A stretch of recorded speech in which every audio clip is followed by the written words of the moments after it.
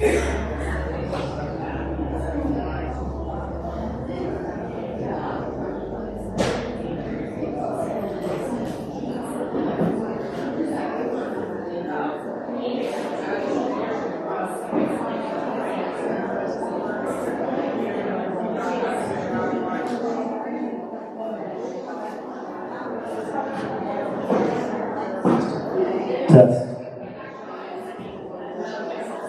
Test.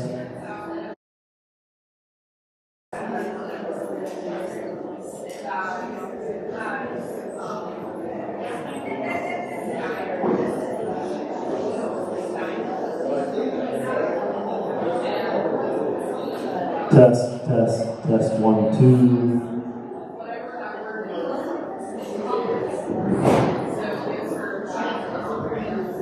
Test.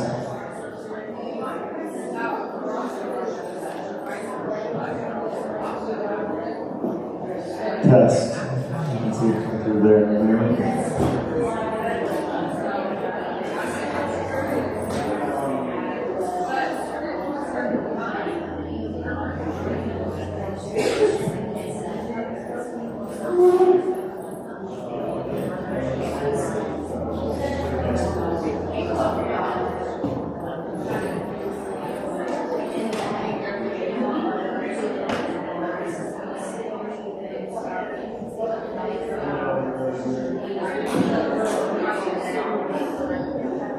Hey everybody, welcome. I'm so glad that you're here. My name is Aaron. I'm the Executive Director of Faith Community Pharmacy, and I'm the Chair of the SNA Alliance. If you haven't yet gotten your food, get your food. For the first 15 minutes or so, we have networking and lunch, so feel free to grab that, and we'll get the program started around 12:45. Thanks for being here.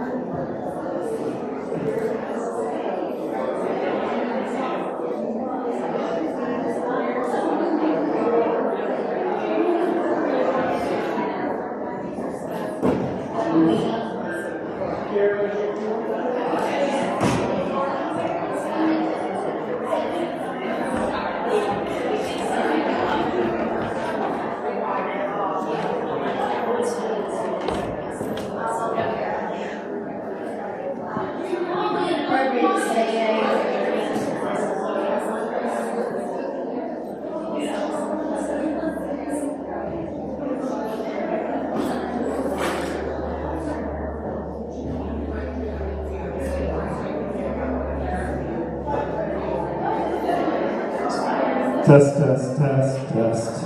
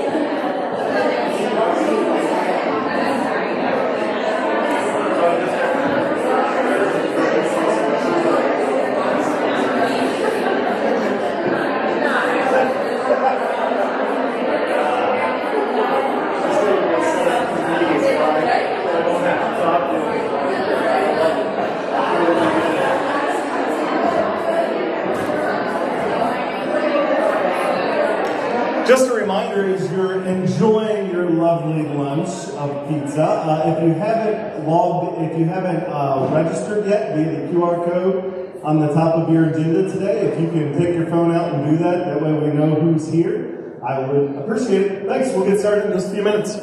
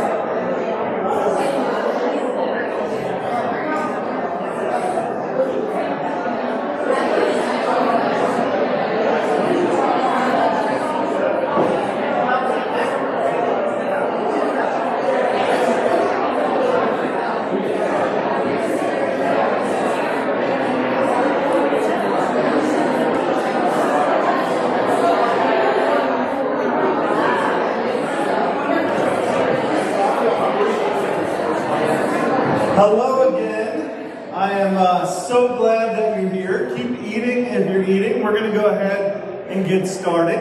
It does seem as though we have hit the season of sickness and fall break, so we're a little bit light on attendance today. If this is your first time, know that it's usually a full room, but we are especially excited that you're here. Every voice at the SNA matters.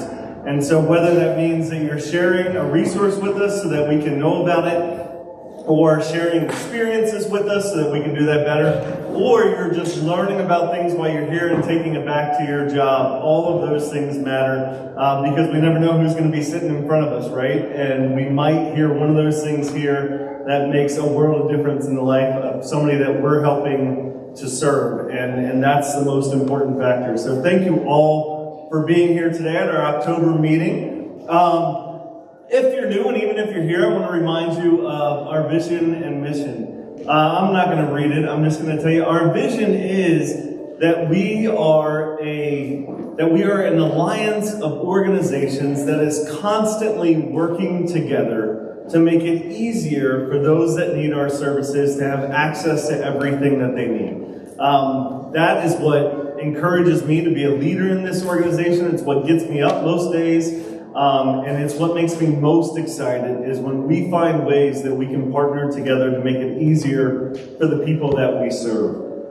On our agenda today, I'm excited. We have a panel of senior service experts before us. I know that probably in all of our jobs, we all work with, for the most part, we work with seniors of some kind, but maybe it's not our specialty, and so we get an opportunity to learn a little bit about those things that are specialized towards seniors, how we can help them, and how they can achieve their goals, and we can get them what they need. So first thing that we always do here at the Safety Net Alliance is we always welcome our new people, and we want to get to know you if you're new. We want to know who you are, we want to know where you work, what your job is, and maybe you're dealing with something and you're just not sure what you can do about it. So if there's some people or there's some organization or there's some specialty that you want to make sure that you meet before the end of the day today, we want to know that so that if those people are in the room, they can find you when we finish up today.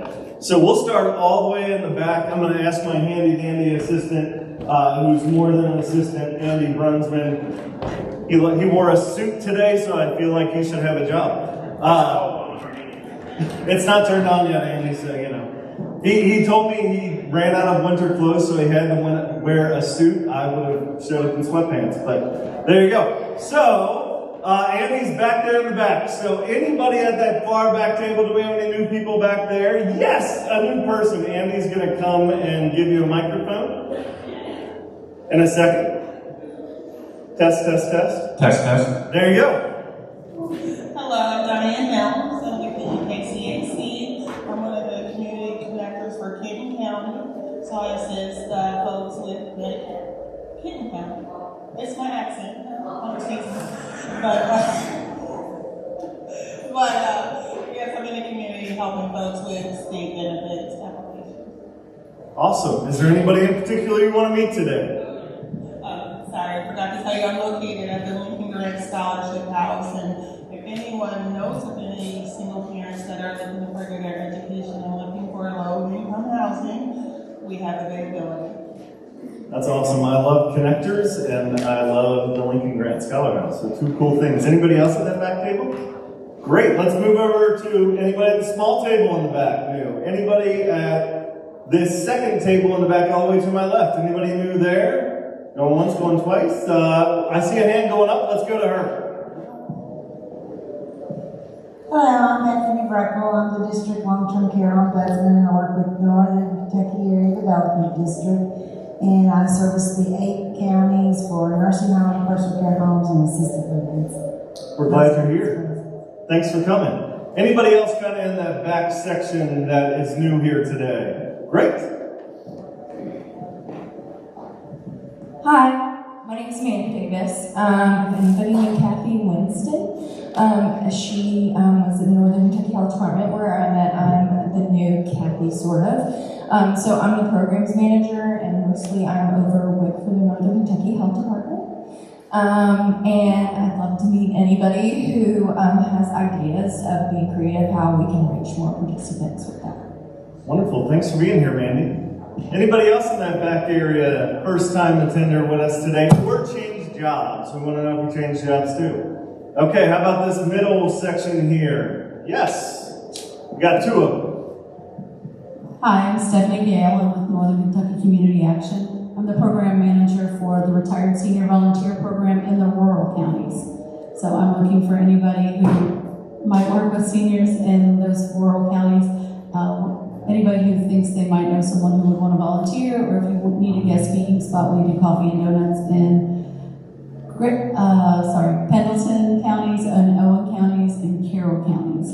So we're always looking for guest speakers for those events. Great, thanks for being here, Stephanie. I think we have one over here at this table. Hello, my name is Luciano Manzoni. I'm a family coach at the Building Community Wellbeing Project, the Bright Center. In the spirit of honesty, this is my third day at this job, so I would love to hear anybody tell me about anything that they do at all. I am nothing but ears and a big smiling face, and would love to get to know you guys and get a sense of what it's like being a part of this community. Thank you. You are in the right place, my friend. You are in the right place. Welcome. Let's move up here. Oh, there we go. Sorry. My name is Allison Bone. I work at the Campbell County Extension Office. I'm the Nutrition Education Program Assistant. I teach nutrition and cooking skills to SNAP eligible people, as young as you can get, or as young and as old as you can get, cooking classes and food and nutrition classes. If you know Melissa Pilcher, who used to be in my position, and that's what I do now. I went to a very small one of these meetings, so I didn't really get to meet anyone, so I'm really just here to kind of hear everyone and see what it's about. So, thank you. That's awesome. Welcome. The work you do is hugely, hugely important. So thanks for doing that. Anybody else that this might be their first time here? We got one over here. We got a hot body right over here. I'm Tatiana. I work at Neighborhood Hub Health. We're actually a homeless clinic in Cincinnati. We're located on 40 Macon Avenue. So we're kind of looking for people to partner with in Kentucky and Price Hill area. And we have medical, dental, psych, behavioral health. We have a medical van, a dental van, and we're trying to get those, to go to different locations as well. And really anyone who works with the homeless population, we're interested in, they can come be a patient of ours, and we provide a lot. We have a care closet, clothes, shoes, we get food, bus passes, and stuff like that. So. That's huge. What's the name of your organization again? We were formerly known as Cincinnati Health Network, but now we're known as Neighborhood Hub Health. Awesome. Thanks for being here. We're glad you came. Thank you. We got another one over here, another new person, not another one. That sounds very impersonal. Hello, my name is Dustin. I'm a firefighter EMT with the Crystal Springs Fire Department, and I'm serving as a chaplain. I'm just here to get some information, meet people, and see what you guys offer, so I can pass it to more people. Thank you. That's great, man. We are so welcome. We are so grateful when people in your position come, because you're often on the front lines of seeing what needs to be done. So thanks for being here and caring enough about your patients that you would come and open up some doors for them. Thanks. I think we had somebody over in this area. There we go. Go in. Go in. Well, I'm reporting. My name is Anna, and I work at the House Authority of Covington. I am a program coordinator, so I have a couple different hats. So for the first one, I am the Family Self-Sufficiency Program Coordinator for the House Employees Voucher, and then the other one is I am the Senior Services Coordinator at Golden Tower. So I kind of help the seniors with the different resources that they may need. So if anybody has any great resources that they would love to maybe bring to Golden Tower, to let them know and kind of help them out. So yeah. And I'm looking forward to meeting anybody here. So. That's awesome, man. I think I have heard your name from some seniors at Golden Towers. They are very grateful. Anybody else that we missed? Well, thank you all. I know it's not everybody loves standing up and talking at the first time they're at our meeting, so we kind of pulled the Band-Aid off, and now we hope you'll share it through the rest of the meeting. We're glad that you're here. A quick reminder before we move on, if you haven't checked in yet using that QR code on the top of your agenda, please do that so that we know that you're here and we make sure that we capture everybody. We're going to move on to committee reports. One of the things we really did this year is work to expand our committees and really decentralize our structure. And it's been hugely beneficial because we're getting a lot more done, which is exciting. And hopefully you as members and attendees are seeing some of that work, and it's playing out in the work that you get to do every day, because that's really the most important part. So our first is the executive committee. I'll report on the executive committee. We are continuing to do some structural work for the organization. We're working on a new fiscal agent relationship. We're doing some financial planning for the organization about where will our funding come in the future, how will we spend that funding and budgeting. And then we're continuing to give ideas to our committees, because they're really the ones that do the most of the work, so they're doing awesome work. We're also organizing our election next month. So today is the last day to nominate somebody for the executive committee. And if you think you'd be awesome, just nominate yourself. We won't hold that against you. This is one of those times where you're like, you know what, I'm pretty awesome. I should totally be on the executive committee. And we want you to be on the executive committee. We value a diversity of voices. We value different organizations. We value different perspectives as we set the strategic direction for the organization. So it's very important to us. I think we have 5 nominees so far, which is amazing. But we'd love to have some more. So please nominate if you think that you would be amazing at it, or you think somebody else would be amazing at it. And if you're like, I don't feel comfortable nominating myself, just hit somebody at your table and be like, let me use your phone. And you can nominate yourself that way. Sound good? Awesome. Well, we're really grateful for you. Let's move on to member engagement and development. Who's taking that on for me today? Great. Karen Zengel from St. Vincent de Paul. Andy has your microphone.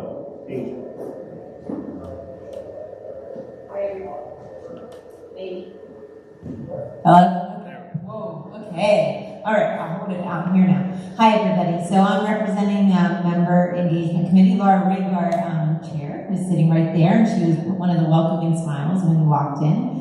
And so our job is to make everyone who comes to the safety net meetings feel welcome and engaged and have the opportunity to be part of this important work. So what we talked about in our last meeting is that we are planning the November meeting, which will be a year review for safety net. And then we're talking about what the calendar will look like for the entire calendar year next year. When it comes to January, we have some strategic planning underway where we're setting up our own vision statement, but we want to pull together some orientation materials for people when they first join the safety net so they can understand the work that's happening here, what the opportunities are, and we'd like to encourage all of you to sign up for one of the affinity groups so that we can share best practices and lift our community up together. Thanks, Karen. How about service integration? Is Jenny here, or is there anybody on that committee that might be ready to speak on her behalf? I know they didn't have a meeting. Hey! Yes! We'll take you up on that offer. Where am I going? All the way over here.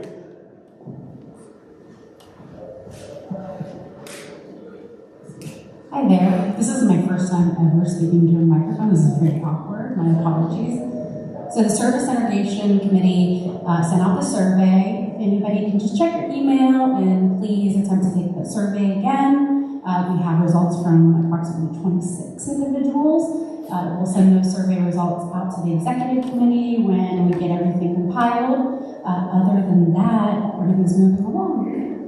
And that Service Integration Committee, in case you're not familiar, what it's working on is how do we build structures that allow us to work better as organizations and individuals. So how can we build an infrastructure that makes that easier? I know sometimes it can be difficult when you're at your job and you're like, man, this person really needs support from the Brighton Center, but I don't know who to call over there, or I have to get through a phone tree. So how do we build structures that allow that to happen in a more coherent manner and in a more efficient manner is what they're really working on. There's some exciting technology that's coming down from the United Way that we're going to start piloting soon, and they're doing an incredible job. Thanks for your hard work. Absolutely. And every other Tuesday we meet, so if anybody's interested in being a part of the committee, please let us know. You can contact myself and Mary Peters. My name is Sarah Colks, and I'm with the Office of Director of Policy. Feel free to reach out, and we'll be able to get you on that committee. And I was saying the wrong leaders of that. That's Amanda Peters and Lisa Anglin, who neither of them are here today. So thank you so much for talking about that. I apologize.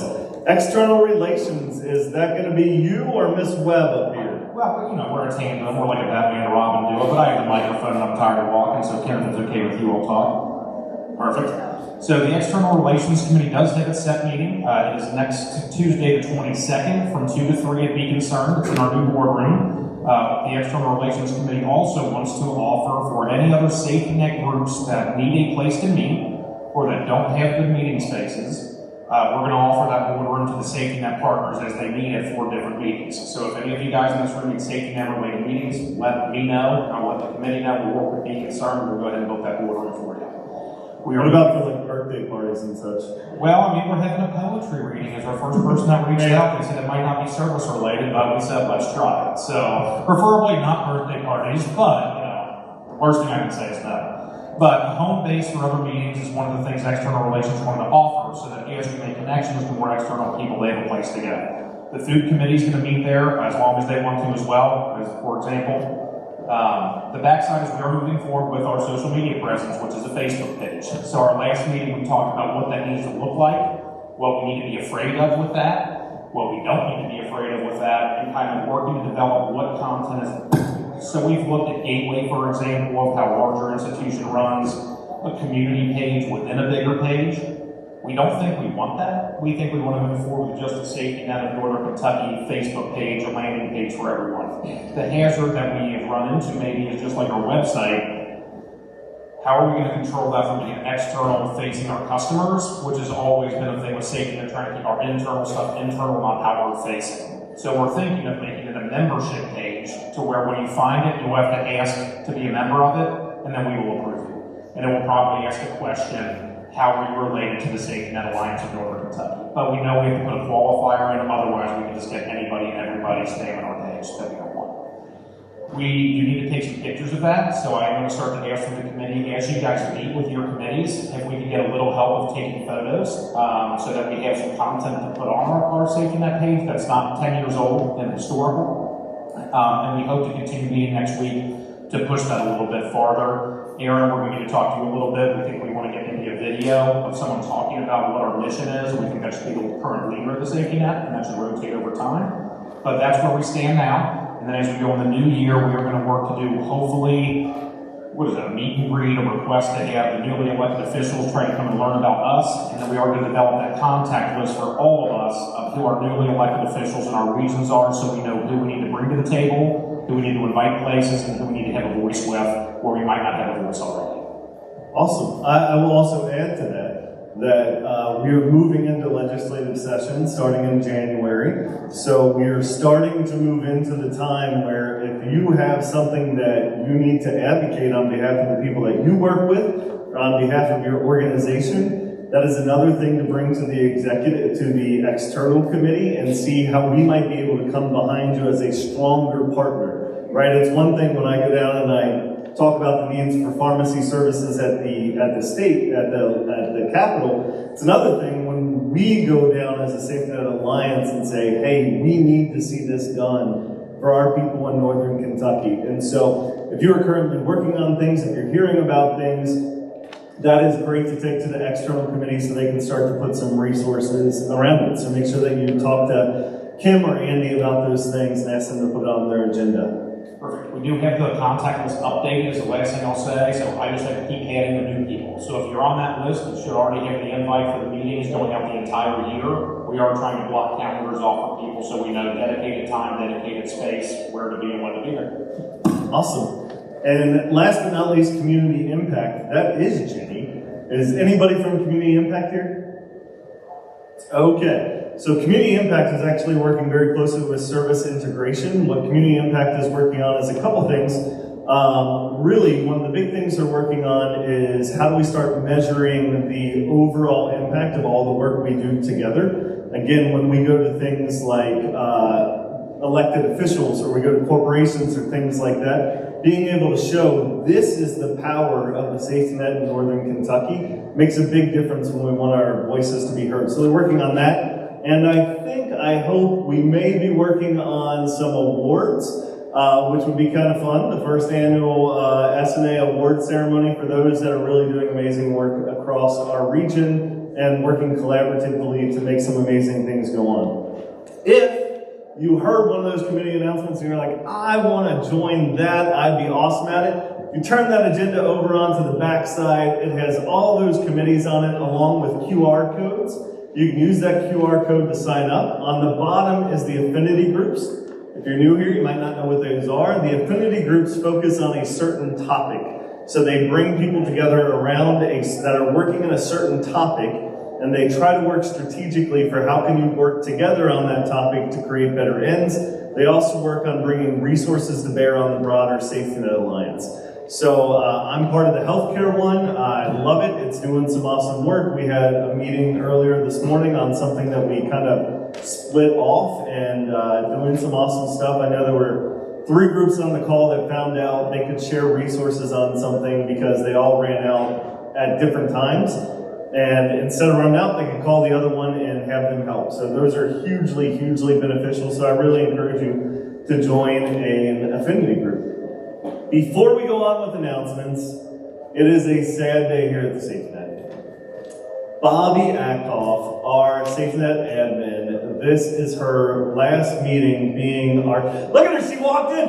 I just bought a smoke machine. I should have brought it and then we could have done it that way. Bobby Ackoff, this is her last meeting being the admin of the Safety Net Alliance. Bobby, we are so grateful for you. You have done phenomenal things with helping us continue to operate, ensuring that we always have delicious food here, ensuring our alerts get out, communications.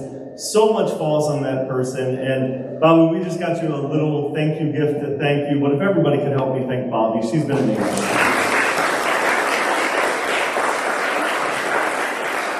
Bobby, you're going to be sorely missed, but you told me you have a new job at the Brighton Center, and so I'm hoping that means that we still get to see you around at the meetings. Awesome. Thank you so much. And I know I've introduced her before, but I want to introduce Jemiah Cannon again. Jemiah, can you stand up and wave? You can make it. There you go. Jemiah is taking over as our Safety Net admin. So she has been working with Bobby extremely closely over the last couple months. And she's amazing. She'll be working out of my office, and we are extremely excited to have you on board, Jemiah.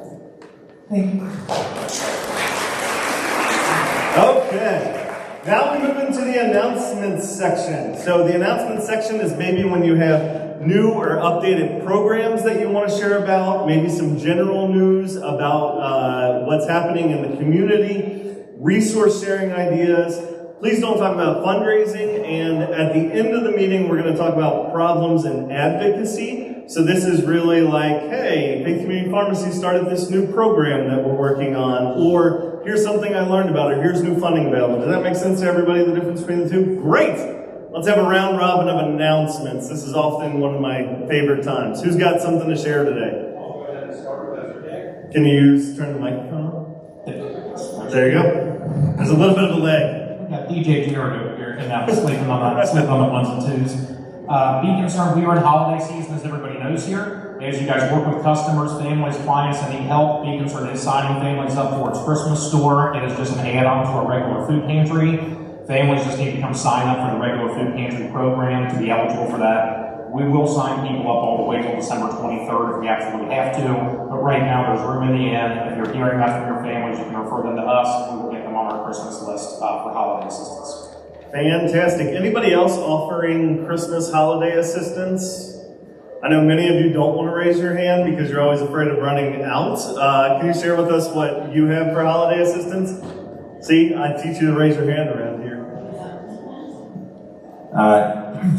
Sorry. We have our annual annual holiday drive. So last year we served 2,900 individuals.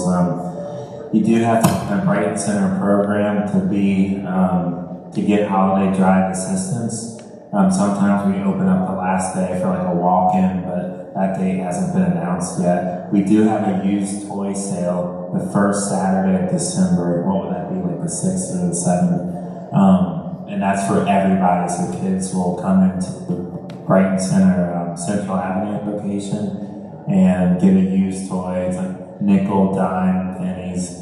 And they can shop for themselves, for their family members. So. That's cool. That's awesome. Anybody else doing any holiday stuff? Yes! Karen, you're giving me the look like you're mad I said it. But see, I don't do holiday stuff, so I get exempt. Becca's last week. You just stay quiet around there, you know. I know. So, St. Vincent de Paul provides some Christmas help as well, but we're kind of like the backstop, I guess, is the way that I would describe it. So the way that St. Vincent de Paul generally operates is that we have 31 different volunteer groups throughout Northern Kentucky associated with different Catholic churches. So we start first when people call in for holiday assistance to try to place them with a program that our individual churches are doing. If there is no room left in those individual programs, we do have kind of like a Christmas shop kind of program that we call Vincent's Angels that we provide in December. But we often ask them, are you enrolled in a Brighton Center program? If they say yes, we say, go to Brighton Center has a program, you should look into that. Or do you visit Be Concerned's food pantry? If they say yes, we say, okay, we think you should check into the Christmas store at Be Concerned. If there's no other alternative, that's where we really try to pick up, because we don't want to be redundant and step on anyone's toes. We just want to help as many people as possible. Awesome. Thanks, Karen. What other announcements do we have going on right now? We got a couple here in the back. Well, I bought for holiday food. A lot of pantries aren't doing turkeys and hams anymore. So as your families ask for the big holiday meal, Free Store Hams confirmed they were going to run their Thanksgiving and their Christmas like turkey and big time distribution over in Cincinnati. It is open to all the folks that we serve here, and Amy Hyde has confirmed that we can offer our families there who really do want the traditional big time turkey with all the fixings. So that's the food option for the holidays. That's going to be open for. Is that for Thanksgiving and Christmas? I believe it's Thanksgiving and Christmas, and I think both of those take place. One was at the stadium, I think, and one was at their Woodland Street location. I'm not positive. For those of you online, he said yes, Thanksgiving and Christmas. So check with the Free Store on that. Yes. Hi everybody. I actually have two announcements for. I'm sorry, I gotta look at the dates and the times. I apologize. Florence Christian Church, in conjunction with the City of Florence and a Warrior's Journey Home, is offering a workshop on Friday morning at the Florence Government Center. It begins at 8:30 and ends at 12. It's for anyone who works with our veterans population. And then on Saturday, there is a resource fair at the Government Center also for any of our veterans. The time for that is from 10 to 2. And then the second announcement is the Fresh Start Shower Ministry at Florence Christian Church is having their healthcare clinic on Saturday morning from 9 to 3. So if you have anyone who currently is homeless or does not have Medicaid or insurance and if they need primary care, it is run through the UK medical students out of NKU. That is. And I put a flyer about the vets event on the table. So. Wonderful. Those are both exciting, especially the clinic opening up out there. It's much needed for people to get access to care. Thank you for doing that. Yes, Vicki in the back. I just wanted to remind everybody, starting November 1st is open enrollment for affordable health care. And so please let all your clients know. Yep, NKADD is a great source for that. You can hook up with a connector. There are other places you can just go to Connect. I don't even know the website, but it's Kentucky Connect, right? And it can help you. KY Connect and connectky.gov, and that can help you find a connector. I think that is crucially important because it is overwhelming for individuals to try to go through that, and a connector is an amazing resource to help them in the process.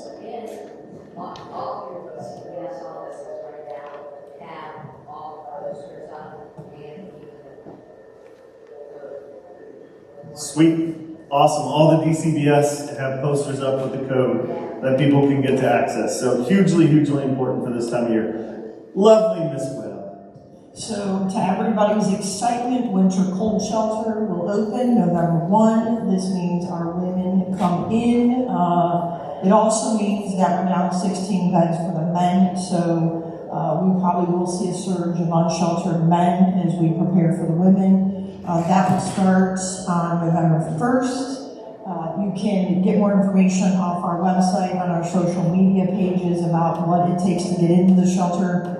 We have limited beds for the night-by-night program, the crisis beds for the cold shelter, so we do appreciate individuals understanding when we prioritize those with Kentucky MD in hand, so that we can make sure that our focus is trying to prioritize those folks. Second is one of the things that the safety net does so well, and I look around, our agency has definitely partnered with St. Vincent de Paul and Be Concerned and other agencies here. You know, it's great to know when someone gets a surplus of something that they can't use. So we're actually having a donation drive-through next week to help us stock our shelves for winter shelter. Our daytime shower and laundry program numbers have nearly tripled. So these are for folks that are not staying overnight with us. That runs daily from 10 to 4. It is for adults only. And you could be housed and not afford the actual laundry aspect of it, which is what we're seeing. So if you happen to get excess, your agency gets a boatload of stuff, and you're looking for a place to give, we are always in need of our basic necessities, hygiene items, twin sheets, blankets, lightweight blankets, sweatshirts, jeans. We're having a lot of requests for belts right now. So those kind of things, please keep us in mind, because we do the same thing. We send things that we don't need, kids' clothing, and we will share with our agency partners, and it's one of the beautiful things about the SNA that happens behind the scenes. So that's the announcements I have. Tina, do you have anything? Our street outreach worker, Tina Howard, that's many of you will see out in Kenton County. While you're heading off, I want to say one thing. One of the social media is so powerful. For me, I know that I try to like the social media pages of all of the organizations that are a part of this, and then I get things like Kim's Drive, and I make sure I share it on my personal page. If we can amplify that, we all need different things, and it's not 10 things don't go out a week, so you're not flooding everybody. But I really encourage you to use your social media to like the other pages of the organizations and try to amplify when things like that we know are critical needs come out, amplify it so we can get to more people. It's pretty cool in the 13 blocks, especially because with all the clothing and donation drives for the hurricane efforts, people are finding that sometimes they're coming to a stop, that they're no longer accepting those items because they've been inundated. And so places are looking for places to send donations to.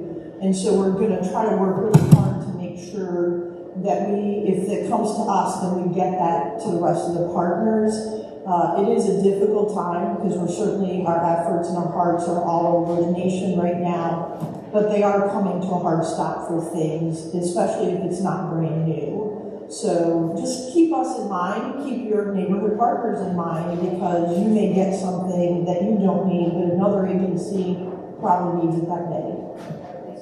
Thank you. I can say one thing to add. We are also going to the Social Security office. So if we have any guests or any clients that need to go to the Social Security office to get their Social Security cards or to sign up for their disability, I'm going on the 24th. And we'll leave that at our lot at 9:30, and then we'll pick them back up in the afternoon. That's huge. I was just talking to a group today that said that was a struggle. What other announcements do we have? Anybody in the back before we move up to the front to save poor Andy's legs? We're helping you get down those 10 pounds so you fit into your other clothes. Yes, so I can just wear flannel and not a suit. Hey everyone, I'm Jacqueline Gleason. I'm with CHNK Behavioral Health. I just have a few program updates. We have extended our age range for adolescent PHP. So we're now accepting kids 8 to 16. We did have the younger kids, but we really found that the older kids need that service as well. So it's primary mental health, great service option for kids coming from children who can't stabilize at school. So that's an update. And then Our adult SUD IOP, we're accepting referrals in Grant County. So that's down in Barnes Road in Williamstown. We're accepting referrals for that. So anybody you work with a primary substance use disorder, that'd be a great service option for them. Awesome, those are exciting. Okay, anybody else in that back section before we move up here to Mrs. Engel? I will come to Mrs. Engel. So we do a coat drive and coat distribution annually, St. Vincent called us. So the coat drive officially kicks off today. We are collecting coats through the months of October and November, and then we'll have 2 distributions dates coming up the first 2 weekends in December, with the locations to be announced as we get closer to that. So we're in collection mode now, but we'll be ready to give away lots of coats come December, and we'll keep you guys updated in the November meeting on where to send people. Thanks. Awesome. If we have coats to donate, do we just drop that off like a regular donation and they'll get separated out? Yeah, send to thrift stores or local fire departments are collecting on our behalf too. So. Great. Thrift stores or fire departments. Okay, let's move into our panel today. I'm excited about this discussion. So,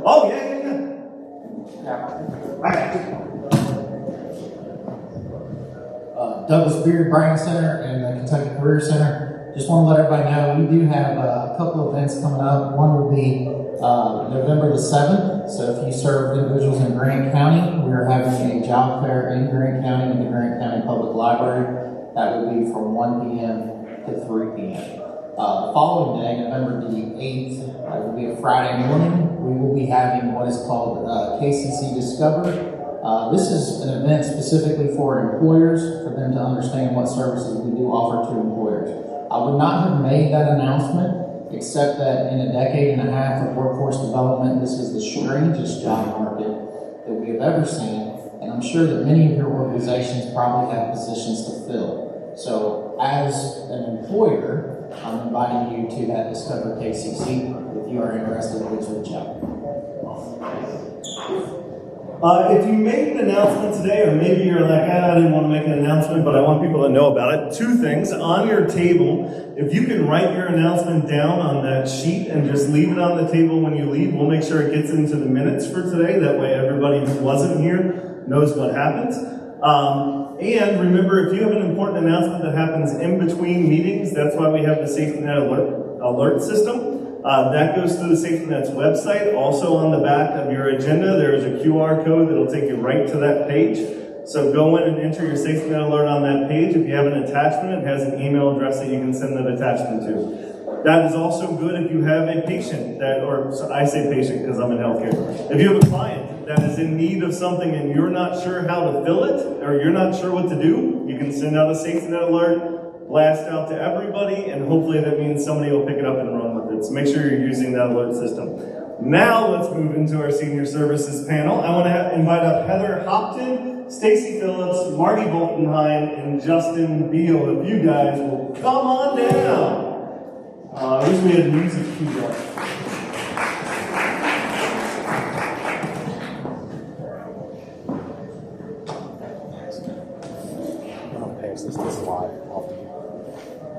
Justin Beal, I was on the board of the Welcome House when Justin worked there, and he used to call me Joey Votto, and it really helped my self-esteem.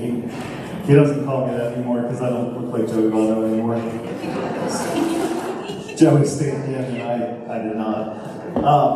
Okay, thanks so much for being here. We really appreciate you guys. I have your bios, but I found that me reading bios is pretty boring. So why don't you all just take 2 minutes, pretty short, tell us who you are, who you work for, what you do, and maybe a little bit about yourself. Sound good? Mr. Beal, why don't you get us kicked off? I really worked hard on writing that bio. So, yeah, I thought it was funny, and no, it's okay. Justin Beal, I work at Meals on Wheels. I've been there 3 months, so I don't know, senior expert, I'm not sure. I have notes to help, so I don't know what else I'm supposed to say. Thanks. In his free time, he likes quiet, soccer, and his kids leaving him alone, in case you're wondering. See, that was funny. That was funny. I can tell. That was awesome. Turn on. My name is Stacy Phillips. I work for the Northern Kentucky Area Development District. and I'm the home care case management supervisor, and we work with those that are 60 and over, and our main goal is to keep them aging in place at home. That's awesome. That's huge. Did you have anything in your bio that's funny that you would like me to read? Not really funny, no. I have a 2-year-old son, and I wrote in there that was funny. Okay. It's a life of my life, that's what I wrote. Oh, that's so sweet. My kid was when he was 10 too, and now he's 15. Amazing. No longer the light of my life. Did I get this right? There you go. Alright, I'm Heather Hopton. I am manager of our caregiver programs at the Northern Kentucky Area Development District. I've been with the AD and KDD for about 8 years now, and I've done some various positions there. Something fun about me is I'm expecting my first baby. Hey! That's awesome. Congratulations. When are we going to be celebrating this? February 11th. February 11th, so February meeting, bring the little one along with you. You're not going to do that. Margie, I'm so glad you're here. Hello, I'm Margie Oppenheim, and I work through the St. Charles community, which is a retirement community in northern Kentucky, Fort Wright, Covington area. It's a wonderful community that has always been mission-driven to give back to the community, and as a result, we opened 3 years ago the Senior Resource Center, which is located down in Latonia in the city, so we can reach more seniors that are on fixed income. So we'll talk a little bit more about that, but I have been with St. Charles for 39 years now, so it's a good place to work. Thank you. I love St. Charles, and I love the Senior Resource Center. I send people there all the time. Yes, you do. Especially when people want to donate stuff. I'm like, I can't use it. Call Senior Resource Center. They'll put it to good use. You guys do amazing work. They haven't called me yet and told me to stop, so I figure I'll keep doing it. Really glad that you're here. So the way this works, I have a series of questions that I think are interesting, but you probably have questions that are more interesting. So as we go along, if you're like, hey, I want more information on that, or can you answer this specific thing, don't wait for me to get through my questions, because we have a limited amount of time, okay? So you just raise your hand. I'll get us kick-started, and if anything comes up, raise your hand and we'll come to you. We'll do our questions popcorn style, so if you have something to say, just take the mic and share it. Not everybody has to answer every question, but if you have something you want to share, that would be awesome. So what can you tell me about how the demand for senior services has kind of changed in the past year? Are you observing increase, decrease, stability in numbers of older adults, and maybe what are you seeing the demand changes for in particular, if you see anything in that area? Okay, so we have only been open, it's just going on 3 years now. Brittany Landers is out there in the audience as well, and so it's just the two of us actually work in the center right now. I think we probably need more of us, but at this point that's all it is.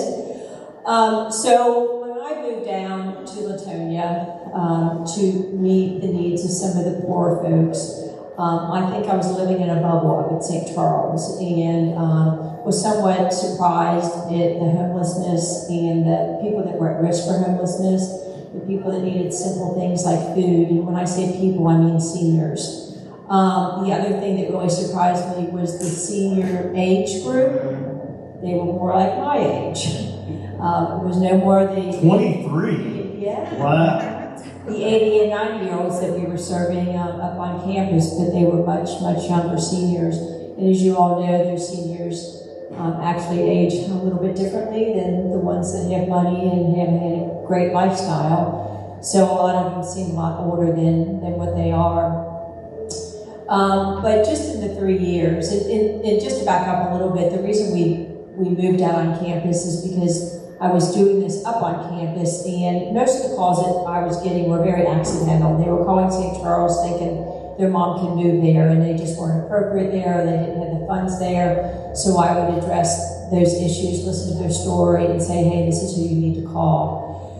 Well, we wanted to meet work needs of more people, particularly, again, the lower income, and we're actually twofold. We do an awful lot of education. That's the first thing that we do, is just kind of educate people towards the resources that are available out in the community, and also just to help people understand what to do and where to go when things happen to themselves when they get older or their family member. Simply if they fall and they break a hip and they have to go to the hospital, and what does that hospitalization look like, and what do I do after that?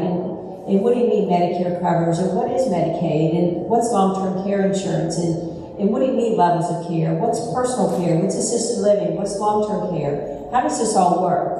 What's a qualifying day? Why do I need that qualifying day? Things that they just don't understand. Even to the simplest thing, like if you can't go home anymore, you can't take care of your loved one anymore, you don't have to take them home from the hospital. Well, nobody tells them that. And so they end up going home in a worse scenario than they were when they went in. So it's just that education, and the more knowledge they have, the better they can make their decisions for themselves and their loved ones. And what we always say to people is just tell us your story. You don't know what you don't know until you need it. So a lot of times people call and say, Margie, I don't even know why I'm calling, but somebody said to call. And Brittany and I just listen to them and say, well, just tell us your story.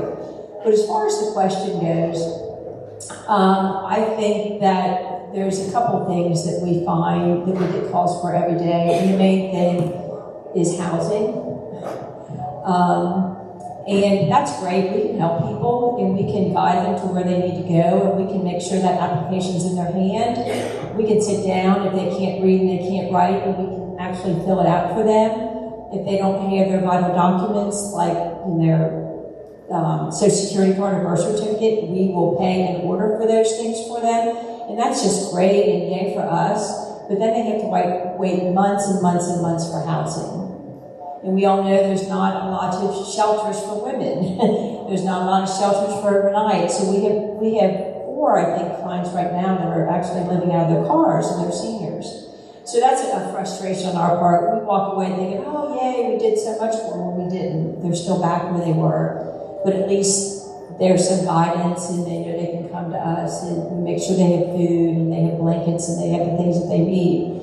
But housing is one. And then, of course, civil transportation is the other one. There's all kinds of places people can get food, but if they can't drive or they have nowhere to get them, they can't get the food. So that's another really big issue that we're finding is becoming worse.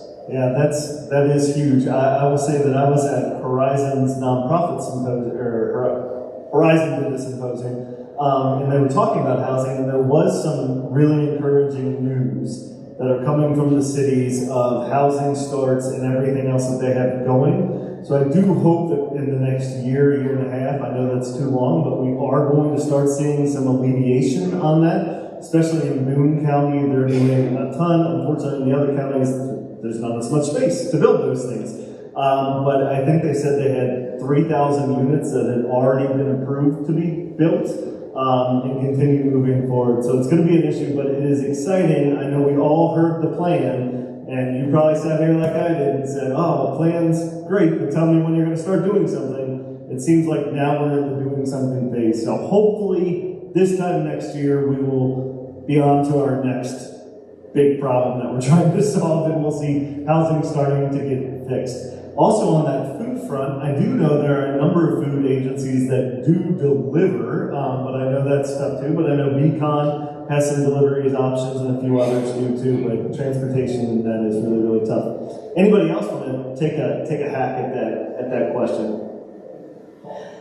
Some things that we have seen coming through the home care department are, like Margie said, which is a lot younger, and then also needing the same things that they are. Our clients were able to provide the transportation for them.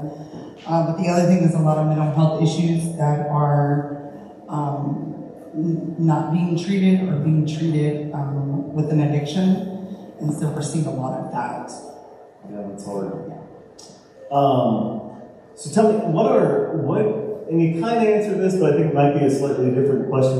When we all in this room, most of us have services that could go to seniors also. They're not a primary clientele base, but they can go to them. What are some unique challenges that seniors might face when trying to access the services that we all offer? I think a lot of times they just don't know who to call.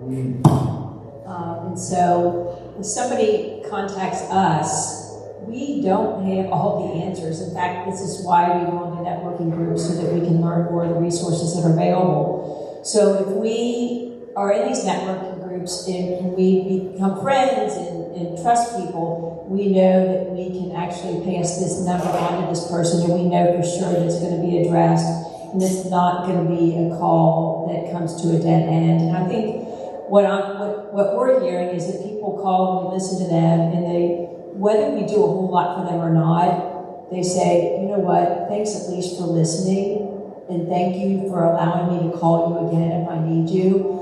And I think that's half the battle with seniors. I think they get brushed off.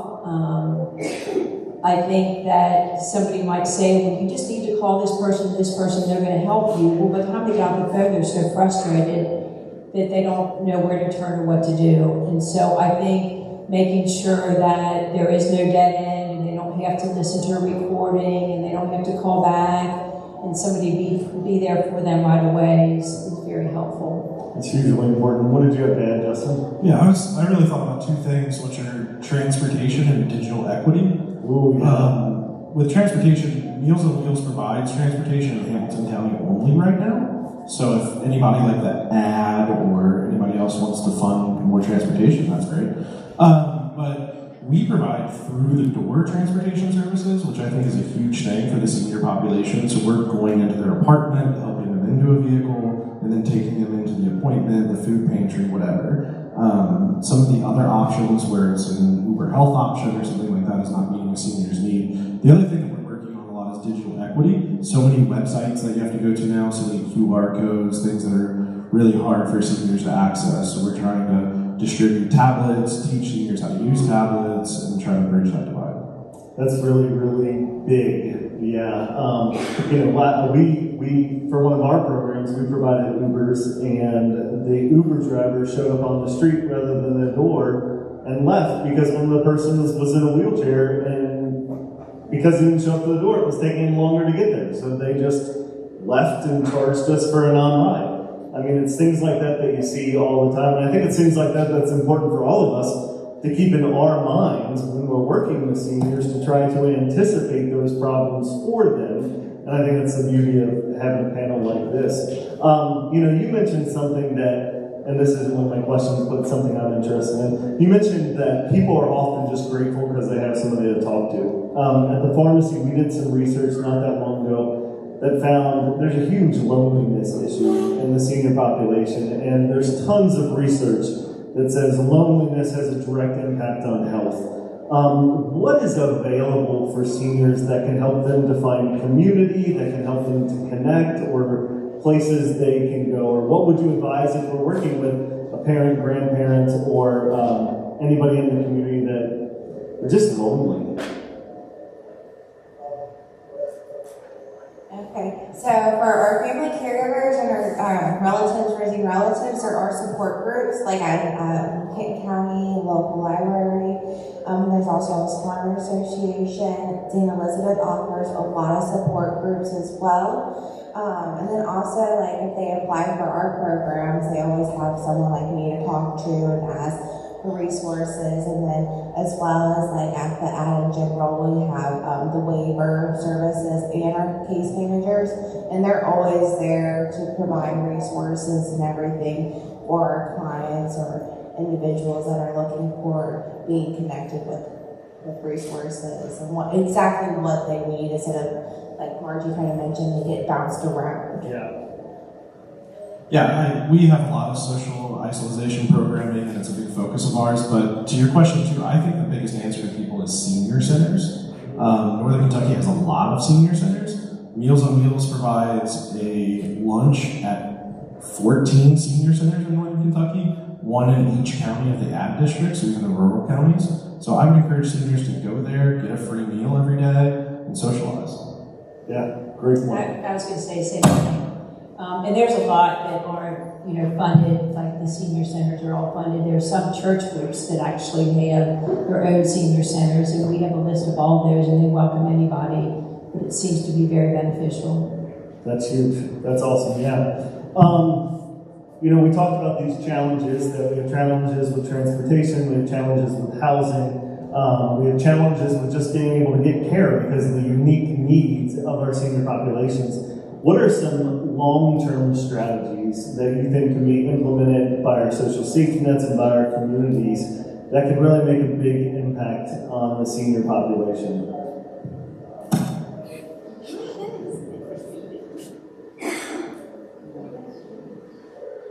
I mean, I would say speaking to your legislators. What should we talk to them about? Oh, Lord have mercy. I agree. We got to talk to them. What should we talk to them about? Better bus routes? One of the big things that we are coming up against is with our Meals on Wheels, is having enough money for the Meals on Wheels. So we were told we give a meal to all seniors that wants a meal. Well, there has to be enough funding for that. And currently we do not have enough funding to sustain the current amount of meals that we're putting out until the end of the fiscal year, which is June. So we are working with our governor, Freelander, and just speaking out to them and getting to your legislators, talking about whatever you see as to be the issue. But the big thing for us is funding for the meals or in-home services. I think it's really important, and there is a connection here between things that are happening in state government. I went to the Thrive meeting, and many of us, especially because we work in nonprofits, right? We don't make a lot of money. That's the path we've chosen in our lives. The legislators made a priority to take our payroll taxes down to 0. And although that sounds great for a lot of us, right? We'd love to pay less in taxes. It's programs like that are directly getting cut because that money's got to come from somewhere. And so even as you think about those things, I encourage you to think about the connection points between things, right? Like, great, 0 payroll tax sounds awesome. We want 0 payroll tax, but think about the connection points because all of you know it's usually us that get cut first, right?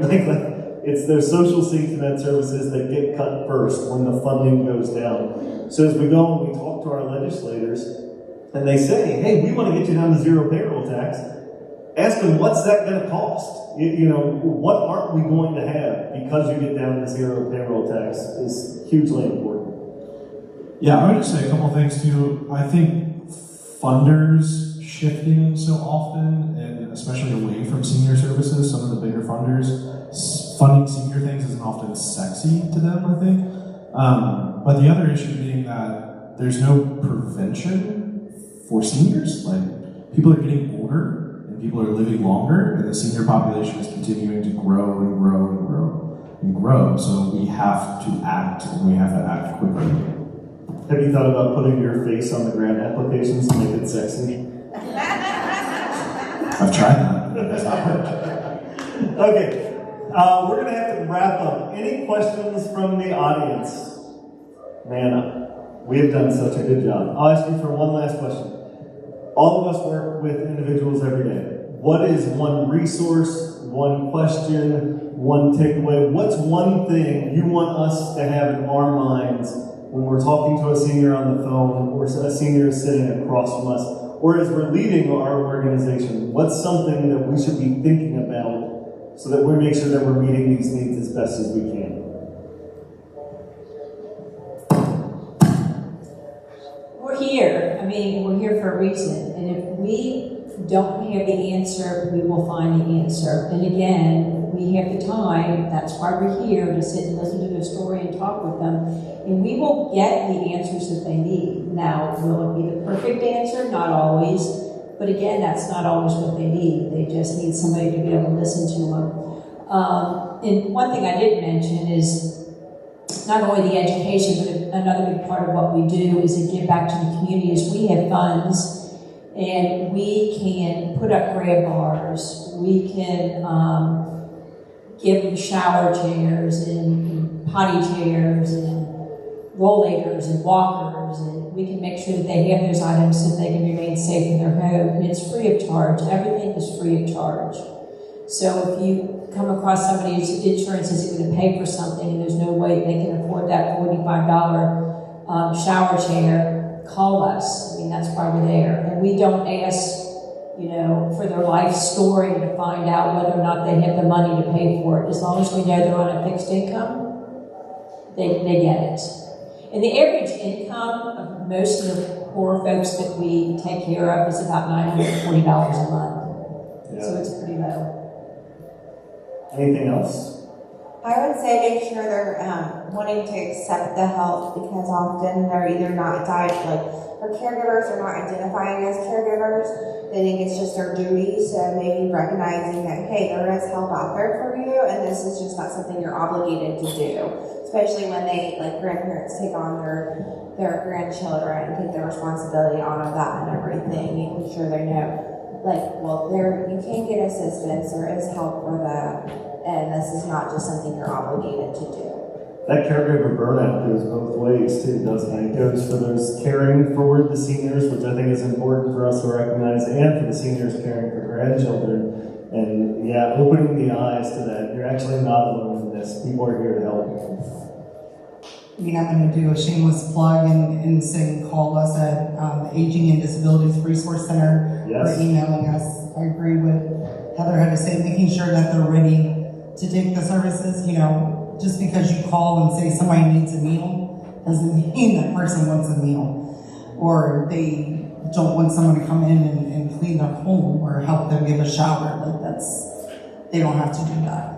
And if someone is needing help, especially with the aging population, is a lot of times we have to do it hand over hand. We have to do it with them. They don't know, a lot of things are computerized and we have to do everything that way. So we're trying to find ways to do that more often with them. And it's a humbling experience. I think sometimes and I don't think we do it because we work in these fields, but others do it. They put people in need all in one basket, right? And they don't realize, well, these are people that have worked jobs their entire lives. These people are people that have cars back together. These are people that built computers when computers were just coming online. And that's a humbling experience to have to get to a point where you need somebody to help. And it's something we have to recognize, that it's not being obstinate all the time. It's just as difficult for you or I to accept that help. And to meet them where they're at with that is really important. And just to know that you can ask for anything. I quite often use Margie's program to help our aging population, and we can do whatever we can do. I mean, the worst thing I can say is no, but there's so many ways to get funding or items or safety items through Margie, through the Safe Aging Coalition. We do inside more like fundraising with the staff to raise funds that don't have to have a specific fund. They can determine what it goes for. We get to determine. Yeah. So, yeah. Awesome. Mr. Beal? I don't remember the question. What's one thing you want us to remember or take away? Oh yeah, I think that seniors are just a really, really complex issue, and we can't put them in a bucket. Kind of like you're saying, like we have to specialize services. Think about it when you're making flyers. Make large print flyers if you want seniors to read them. Speak slower if you're speaking to seniors. There's just a lot of, we need to be more conscious of how we're serving our population. Awesome. Thank you guys so much. Will you guys join me in thanking them? I do want to say I have worked with all three of these organizations, and they offer top-notch service. I would send my parents to them and my grandparents, and if you have clients, I can't recommend them all enough. They do amazing, amazing work. Okay, we are wrapping up here, as you can tell, as the room empties out because people had to leave early. This is our time when we talk about trends, advocacy, and things like that. So this is stuff you're seeing in the community that maybe you're like, wow, this is a new issue that's starting to pop up, or we're seeing this issue, we really need something to happen at a higher level to be able to take care of these things. So anybody have any trends, advocacy, or things like that they're seeing? It's not really a massive trend, but there have been a lot of requests for Halloween candy this year for a lot of different trunk or treat events. If any of you guys at any of your agencies need Halloween candy, Perfetti is donating to be concerned to make sure we have enough community candy for like all the trunk or treats and the Scholar House events. I don't have all the connections to all the people that are running all of those, but if you have anyone, we're doing the Randolph Park trunk or treat one with Brighton Center, but if there's any other like community events that you need candy for free, please don't go buy it as long as you're okay with Airheads. We have blue and purple Airheads, but we can give you like as many Airheads as you guys want. Just get a hold of me. That is like, you're a middle-aged man offering free candy. Imagine when I'm distributing this in the Beacon-Turn white panel van. Not my favorite time of year, because the Hey opposite. kids, want some kids? Yeah, and every kid at the trunk or treat just screams, we're not supposed to take your free candy, and it goes the same way every year, but if you need candy, please let us know. Any other challenges, trends, advocacy? Man, we're so glad that you're here. Oh, we have one over here. Right here, Andy.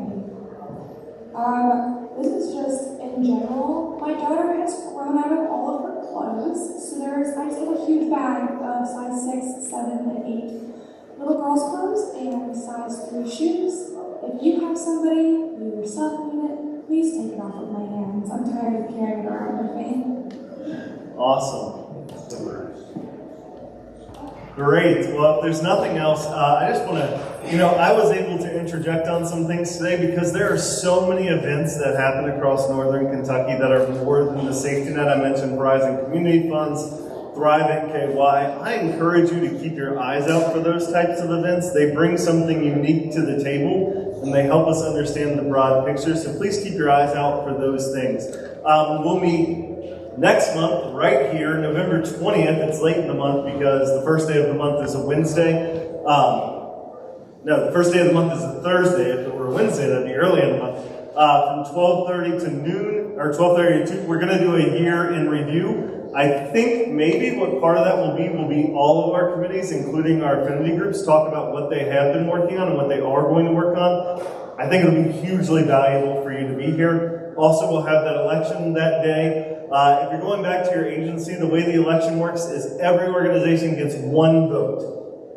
Rather than us figure that all out in advance because we have a small staff of one part-time employee, we are going to give a ballot to one employee from each agency that's here. When it's time to vote, we're going to encourage all agencies just to get together, and then that agency will cast that vote. Reminder that nominations end today. And a final reminder, remember that when you leave today, to leave from the exit at that side rather than the entrance.